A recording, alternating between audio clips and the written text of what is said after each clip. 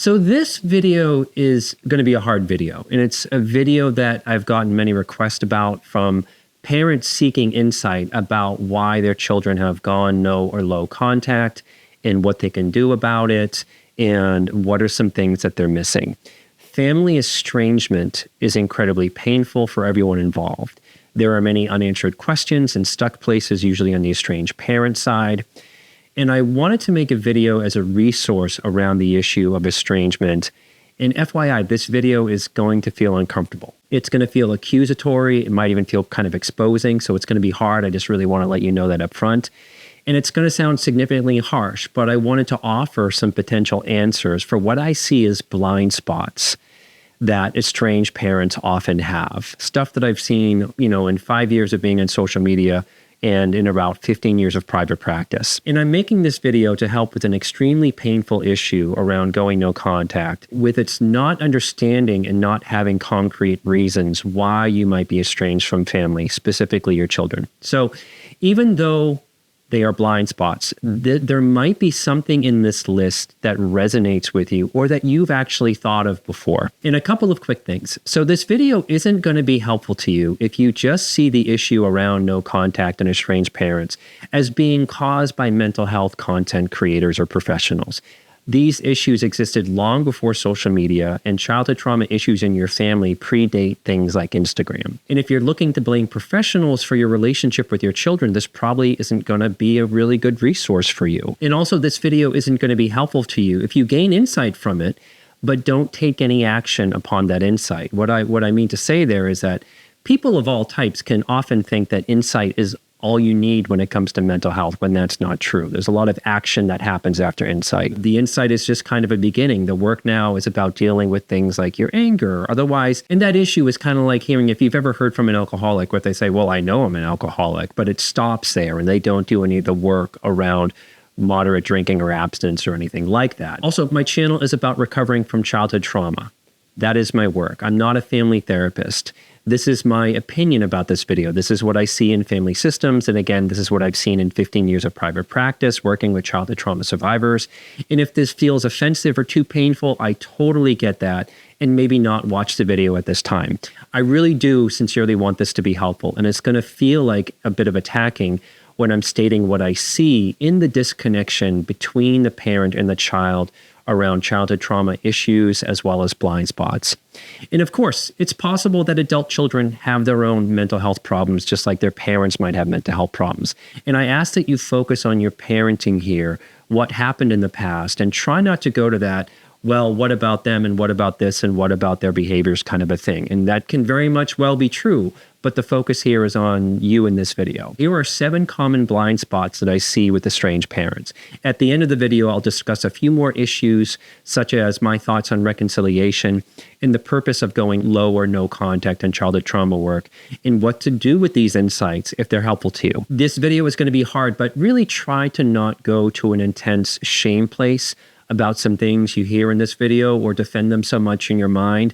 If you're in that place that when it really doesn't feel good or you feel really bad about yourself, try not to go there, because that's a place where we can't really learn when we're in a deep shame hole about things. Number 1 is you might not know how you affect your child and those around you. You might not know that people consistently experience you as things like maybe being negative or potentially miserable, or portraying yourself as a victim, or that you come across as maybe foolish or immature or shallow, or that you come across as dramatic, or maybe you're unaffected and kind of shut down, kind of aloof or oblivious and disinterested in the world around you and maybe your children. You might not know that you've kind of reversed roles, that you might seek parenting from your children but struggle to give it. And these are blind spots. These are things that you might kind of know in a tiny way.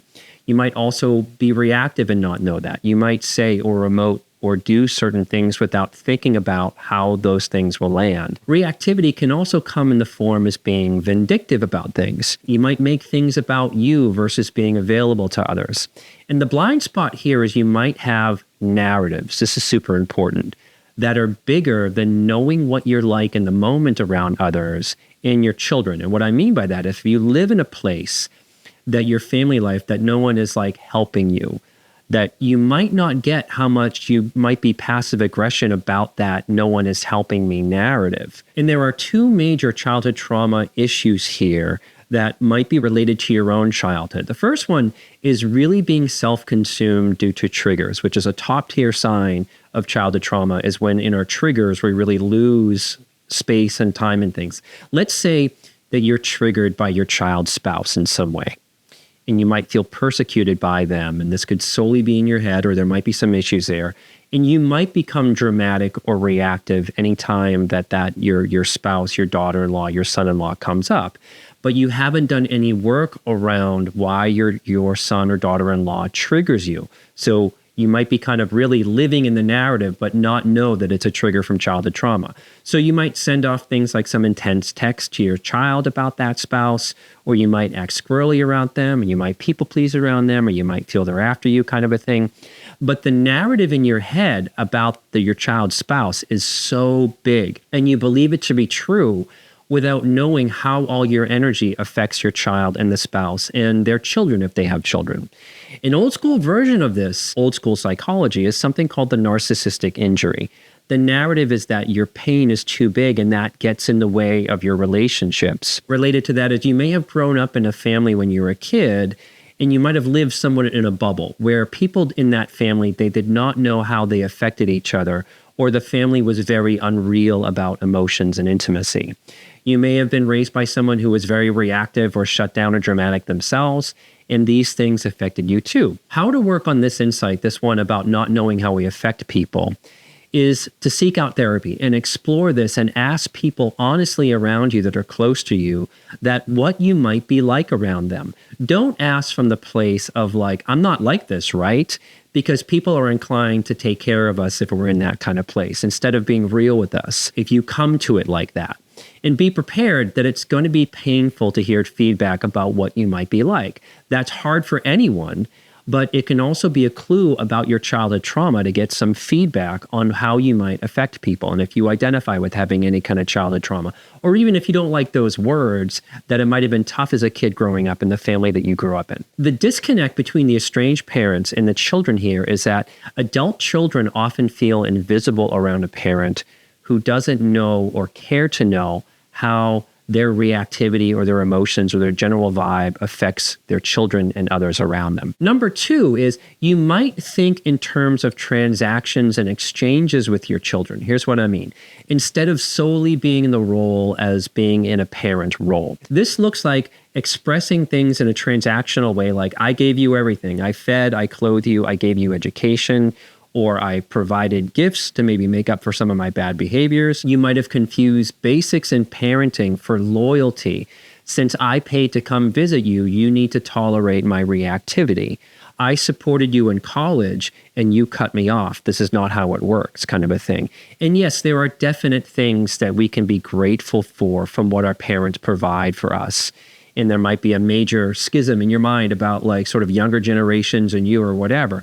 But the blind spot here is weaponizing what anyone would want to provide for their children as a commodity for either their loyalty or their tolerance of your stuff.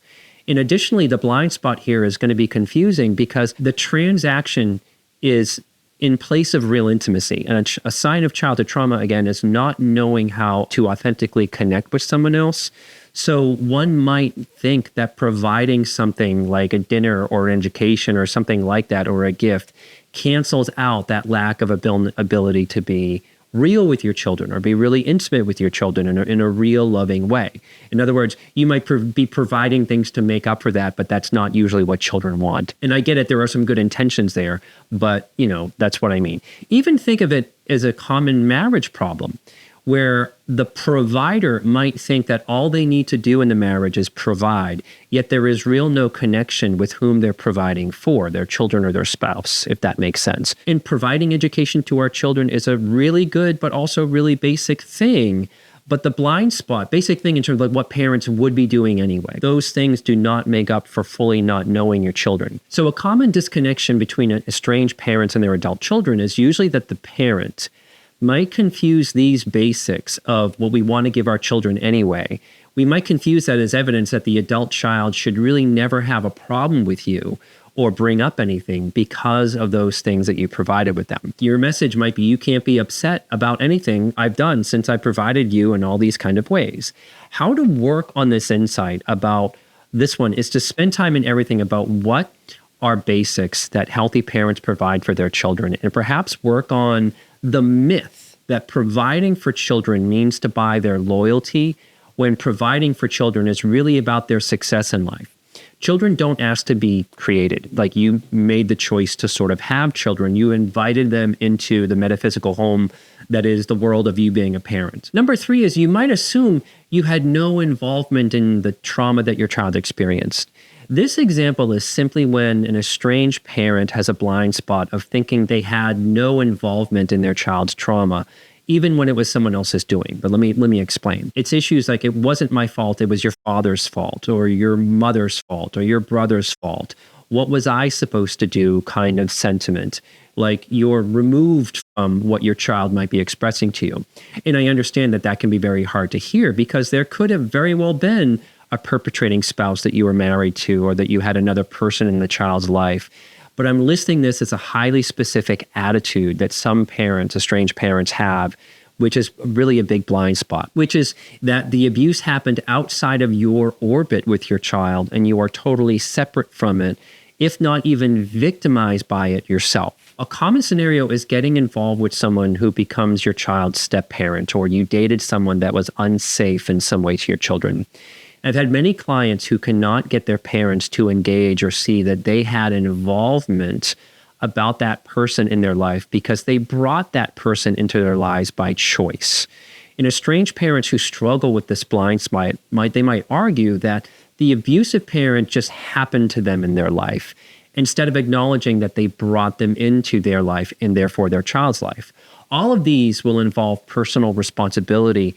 As a parent in a childhood trauma issue could be that miserable things happen just because, and you don't see how you could have prevented it or have been real about it, which is kind of an interesting thing.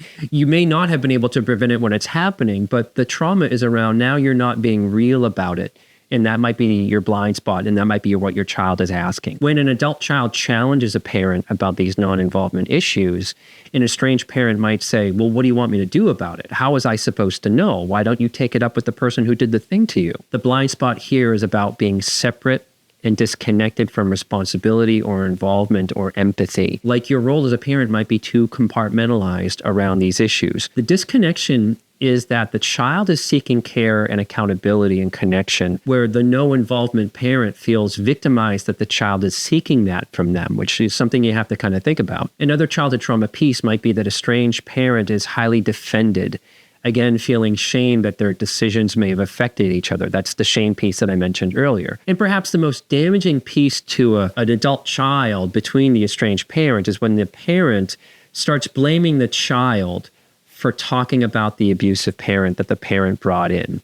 Like, I can't believe you're talking about them. You're making me feel things, kind of a thing. It's like coming back to that narcissistic injury thing that I talked about earlier. So how to work on this insight, this blind spot? This one is hard because you might have to explore what feels personally shameful, or why you might be so defensive around your choices that affected your children. Here's a hypothetical. Let's say you had to move cities because of your work when you were having children.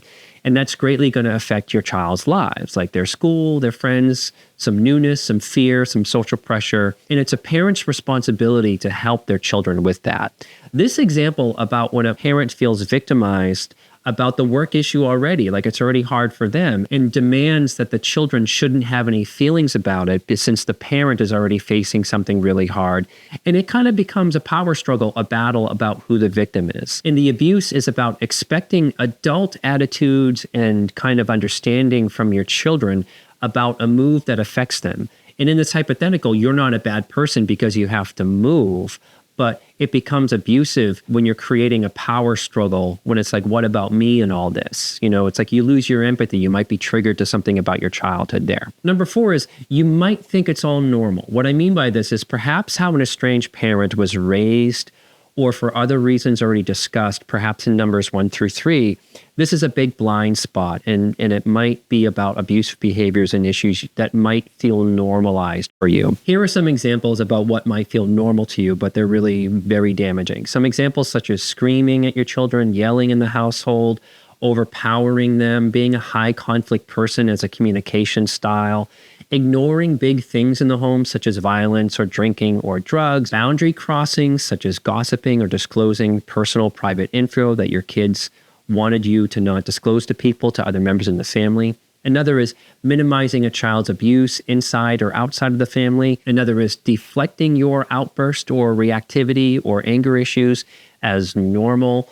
Another is assuming conflict without resolution is just normal, and kind of naming it just frustration that happens in all kinds of relationships. There's also physical punishment or physical abuse, crossing physical or emotional boundaries with children, thinking children don't hear or feel certain things when they do. And that might be normalized for you, but that's not really healthy. A big one here is you might think it's normal to disclose your personal life to your children, like they might be your friend or your therapist, or like maybe if you're character assassinating your spouse to your children and they're like 5 or 10 or even 18. So another is not being invested personally in your child or not knowing how to be invested. Another is not addressing big problems such as bullying inside the family or outside the family, or an abuser in the family, or your own care or your own mental health, like not going to therapy or seeking out couples, not seeking out healthy resources might feel normal to you. That really falls under both neglect children and of yourself. So those things might feel normal to you. The blind spot here, these things potentially tie into not knowing how you affect your children with your emotions, like we've covered already. A big one here is continuing a generational trauma theme in the name of maybe tradition, or not knowing that you're doing that and not knowing that it's not normal, like balking at or making fun of healthy parenting and believing more in a toughness that makes children better. That might be a generational thing, toughening up your kids with kind of being mean or abusive or kind of like unempathic makes them better equipped in the world, when it doesn't. It just creates depression, anxiety, and trauma symptoms.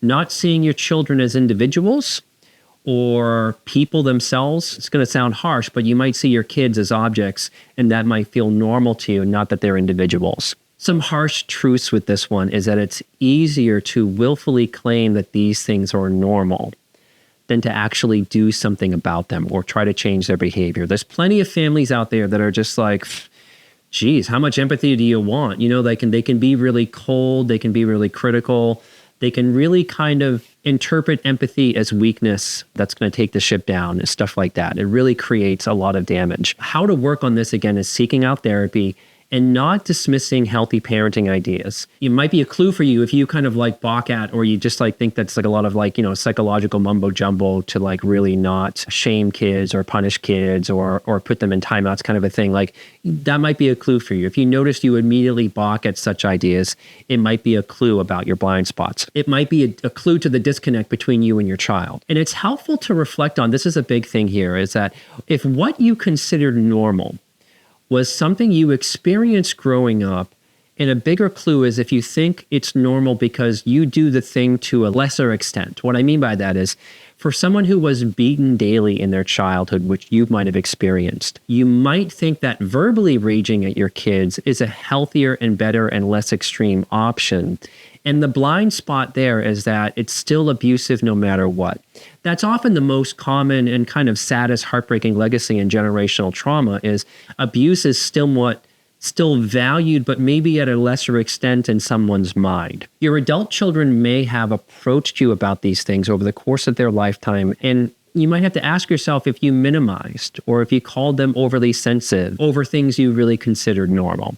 The disconnect between the adult child and the estranged parent is usually a power struggle that goes kind of nowhere. It's very difficult to get someone to admit that their behaviors are abusive if they feel like their behaviors are kind of normal. And number 5 is you might have picked the wrong sides. The root issue with this one is that you might have picked the wrong person to advocate for when it comes to your children in their childhood or even in their adulthood. This takes place when a parent, usually struggling with maybe some codependency, or they have a projection of their own childhood trauma issue, like having contempt for their child. They don't advocate for their child when they're in conflict with somebody else. Some examples: your child has an issue with their friends when they're kids, and you automatically assume and voice that it's the fault of your child because you've put them in some kind of role, like you're projecting something from your own childhood on them, that they're kind of foolish or weak or too sensitive. Another example: your child is being abused by your spouse or your other children or grandparents, and you blame them for being abused, and you support the abuser in some way. You might find yourself more interested in your child's friends or their partners than your own child. If your adult child is going through a divorce, you might overly ally yourself with the person they are leaving at your child's expense. This is really hard stuff to admit to, but this is common stuff that I see in this stuff. When your child voiced difficulty with a boss or a friend or a roommate or a stranger, you try to maybe teach them a lesson about their faults, and you support the other side, and you feel more empathy maybe for the other side. And it's really kind of a mind F for people who have a parent who does that. You might choose the person who would be more upset with you and not get that you might be betraying your child because you think your child will understand more. That's coming back to the codependency thing. And a tough and controversial one here is you might have voted against your child and their ideals politically and not understand what that means, or even if it's kind of true in your mind. So it might be something to reflect on. The blind spots here are you might not choose your child's side because you think they need to learn some kind of lesson, something you see in your child that your child is not getting, or you think you're doing the right thing due to a moral issue, like, say, your religion. This is a clue that you might be projecting some issues onto your child, such as, let's say, you were raised by a highly victimized, martyred mother, or father, and you get triggered when your child is in pain or is hurt and needs to talk about it or needs protection. And you might feel that they need to learn something to get over themselves. The most common scenario is not choosing your child's side because you feel like the child's perpetrator will be more upset with you, while your child might be more understanding when that's not going to be true. It's going to be betrayal. The blind spot might be that you don't connect or understand your child because of something about you, and you lost your sense of love and protection for this child, or maybe that was never in place because of a multiple of reasons, or you don't really think of protecting them from a place of empathy. You might think that casual betrayal is how relationships work when it doesn't. And how to work on this, again, is going to be in the therapy room, and getting real about some choices that you may have made. Notice in your body how you feel, like I might feel like I'm being unfair to you here, or if you feel the need to defend yourself, or which side you've taken and why. That might be a clue, might be something to think about in therapy, or talk about in therapy. What feels off or threatening to you if you had taken your child's side might be something to ask yourself. And why might have you been compelled to not take your child's side and say their divorce, or something that where it wasn't your place to maybe take the opposite side? These are some hard questions. The disconnection between the adult child and an estranged parent here is betrayal and some unfinished business. You can also start to see in these cases why some adult children don't specifically name why they've gone no contact. As to do so might be having to spell out something to an estranged parent that should seem obvious when they don't feel like they have to, because the boundary crossing around betrayal was so big and so egregious. To the adult child, it's highly improbable that to name this and talk about this will be met with care and empathy and humility, given the pattern in the estranged parent already. Moving on to number 6 is you might have crossed lines. This one is tricky because it's focused on boundary crossing in 2 ways. The first one is overstepping across your child's boundaries.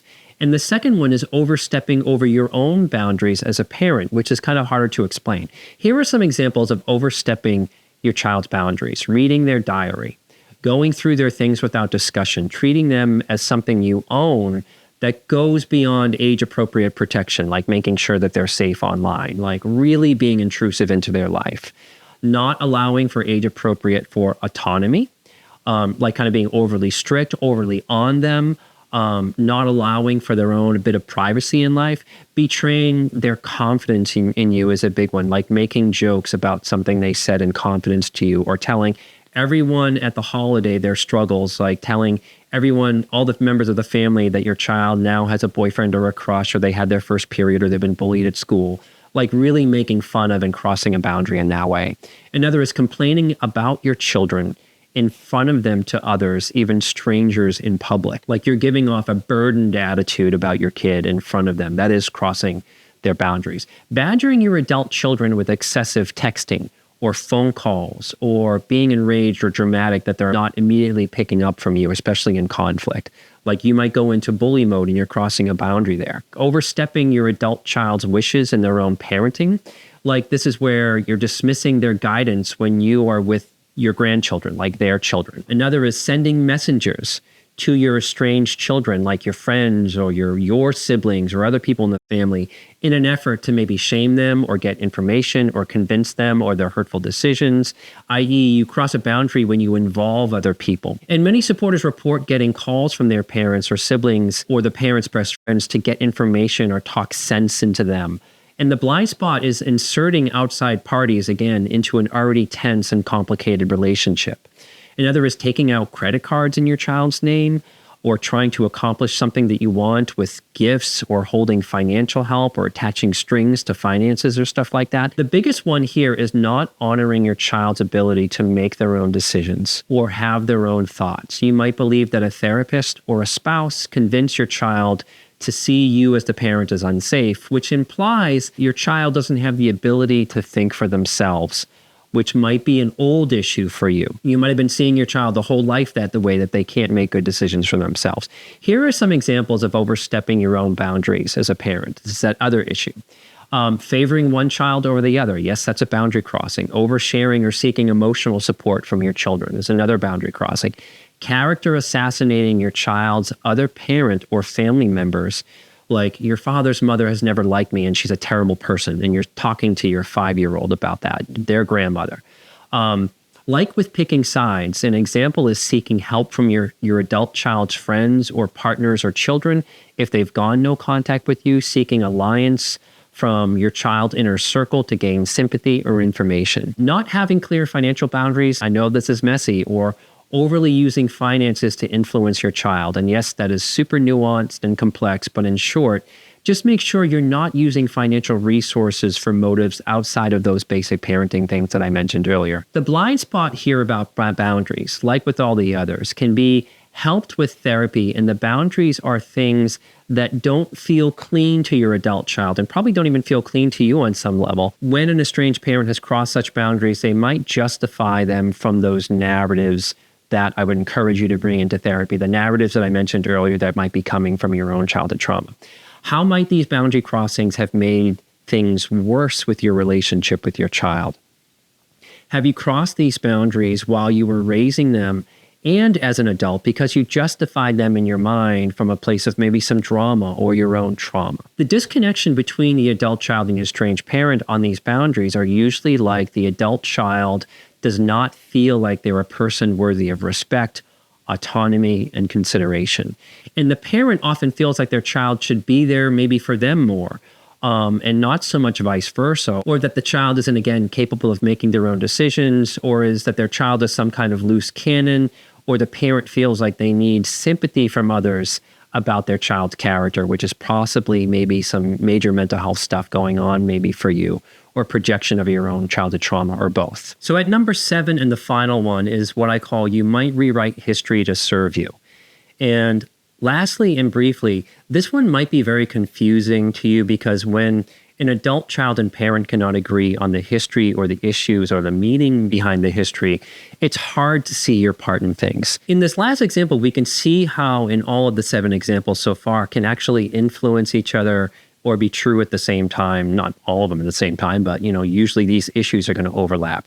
Here are some examples about rewriting history to serve oneself. Like in number 3, where your adult child maybe wants to process with you about a perpetrator that you brought into their life. Rewriting history would be about not admitting to any involvement or your choices. That's also an example of that. A big example is flat out denying things happened. One has to ask themselves, why don't you remember certain things that might portray you in a bad or negative light? Do you notice other relationships where people say something happened involving you and it's shocking to you. Like, might that be a pattern?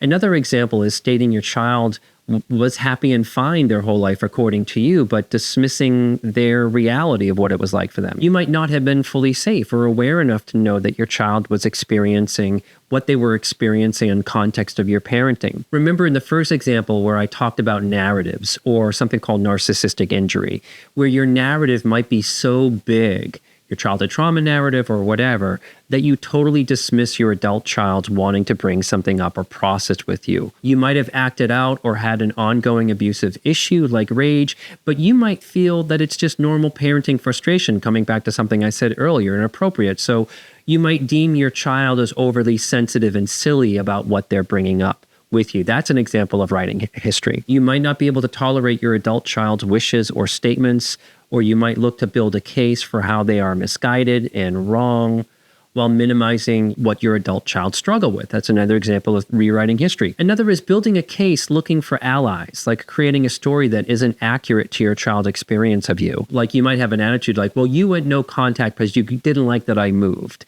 You might be making it to be about other things, or you might think no contact was about your child's wedding fiasco when it was maybe 2 decades of things leading up to that wedding disaster. That's an example of rewriting history. The blind spot here might be about being more invested in self-preservation and avoiding shame again or accountability instead of being curious or self-reflective about how others experience a relationship with you. The disconnection here between an adult child and the estranged parent is perhaps the hardest, because the two parties are living in separate realities. And when that happens, I find that it's nearly impossible for there to be one agreed upon reality. So it's sort of like someone needs to kind of cave. In my experience in my clinical practice, estranged parents dismiss or deny a childhood trauma survivor story. And often, according to estranged parents, it's things like, well, it wasn't that bad. That didn't happen. I wasn't involved, so go ask them. My struggle was greater than yours, so your struggle is now canceled. Well, you were a difficult child, or you were always the problem, unlike your brother. Even saying, I wasn't upset, that's a way to rewrite history too. And with that stuff, there's often the criticism of, well, why would I, as the therapist, solely believe my clients and not take the parent's side? You really need to think that one. And in addition, usually estranged parents are not seeking out treatment for their relationship with their child before no contact takes place. And family therapy is often dismissed by estranged parents before or denied.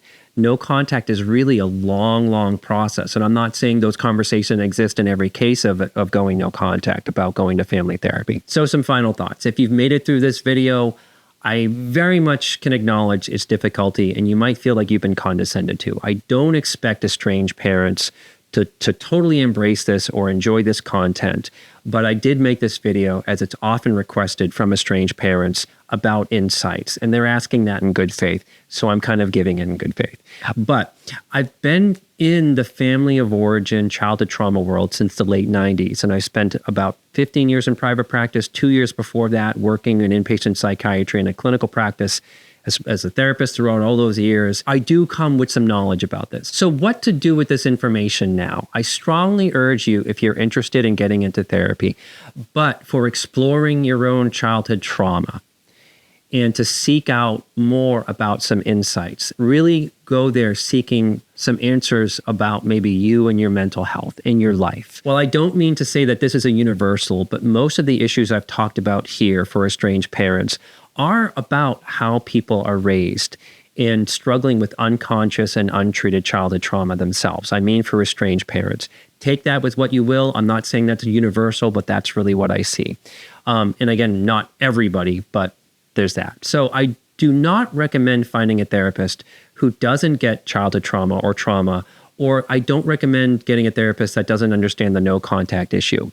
You're not going to grow with the therapist who just thinks no contact is entitled and immature on the behalf of the adult children who use low or no contact. You could just go to somebody and hear what you want to say otherwise. I would really recommend working on yourself. I do not recommend taking these insights to your child after this video as a new understanding.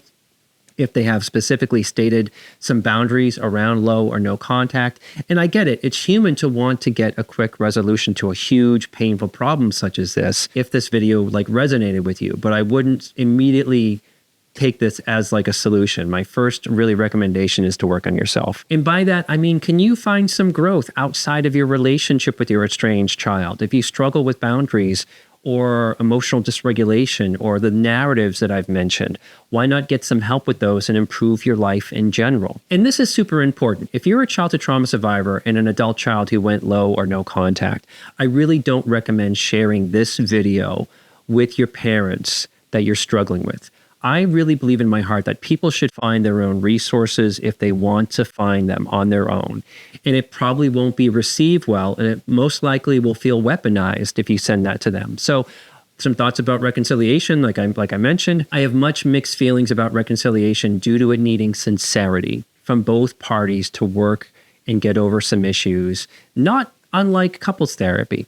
In my experience, reconciliation doesn't get to the root of issues, as estranged parents tend to want to be seen as well and explain their choices and their situations without real accountability or sincerity or ownership, without seeing what the impact was on their child in their own childhood trauma, the adult child's childhood trauma. Reconciliation is not the place, I think, for parents to defend or say stuff like, what about me in all this, if their child has experienced childhood trauma, if that's really what needs to be talked about first. With estranged parents, it often becomes a power struggle involving the 7 issues that I've kind of talked about here about reconciliation. What makes reconciliation successful is when both parties, again, sincerely want to know how they affected each other. Family therapy, unfortunately, with immature parents can really be counterproductive or unsatisfying in terms of real connection and real intimacy. It can be useful in terms of sort of maybe setting boundaries. I guess what I'm sort of saying is if both parties aren't really working on themselves, there may not be the outcome that both parties want. And reconciliation is also used and somewhat weaponized against therapists, or content creators like myself who talk about these things like no contact or childhood trauma. And those accusations that I've received were stuff like, why don't you ask the parents about what happened? Why don't you offer solutions like family therapy instead of ripping families apart with your nonsense? Or why don't you teach parents how to be better parents if you're so against them, kind of stuff. And I can very much understand the pain and anguish about going no contact. But for those who feel that way, if you're watching this and you feel that way, those statements are not made in good faith. And they might really speak to you about your blind spots. And I'm not attacking you here with these questions, but for those who feel that way, there's this really great old therapy question, why now? It's an old therapy question. Why are you seeking that reconciliation-based help now? In the 15 years of private practice as a general practitioner and later a childhood trauma therapist specialist, this is hard to point out, but I never got a call in all of those years from a parent saying, I'm struggling with my parenting and I worry about how I'm affecting my children. I never received a call like that. My practice was with clients who needed help sorting out their family of origin childhood trauma. They were the ones making the calls about seeking sessions about their anxiety or their relationship problems or their struggles or the dissociation, or they were also seeking help in processing what parents had done with their own children or with their spouse or how they acted out on vacation. Those were the calls I got. And I'm not saying all this to say I'm not going to offer anybody help now because you missed your chance, you didn't call me kind of a thing. Why now is about what got you here. Why now might be about how can I work on my childhood trauma? How can I fix my relationship with my child? How do I figure out how to stop reacting the way I do and improve my life? Those are very different from why don't you do family therapy instead of breaking families up with your nonsense, as if I get out of bed every morning with that goal in mind. Also, the work that I do, the issue around going no contact is such a small resource in my work compared to a greater thing. It's not for everybody. Not everybody needs it, but some people do need space from their family, or it's just not working out, or the family is unsafe, and that is a reality. The most heartbreaking thing about parental estrangement is that parents spend so much time defending themselves that they often miss the issues that could simply be healed by being more open and actually and maybe you don't really want to hear this, more honest. I often say, no one is going to die from admitting faults or poor choices. And it is actually very healing to do so if it's done from sincerity. I hope that this was thought-provoking for you or insightful on some level. And don't take this as demeaning. I do not wish you any ill will or harm. If you can look at this now and grow from it, you might find yourself in a better place where there's less confusion. And I mean that with sincerity. This was a complicated video to make given the issues. But I also wanted to give it voice for those struggling with it and answer that request about making this video. If it was thought-provoking or helpful to you, consider leaving a comment or a question. I'd love to hear from you. May you be filled with loving kindness. May you be well. May you be peaceful and at ease. And may you be joyous. And I will see you next time.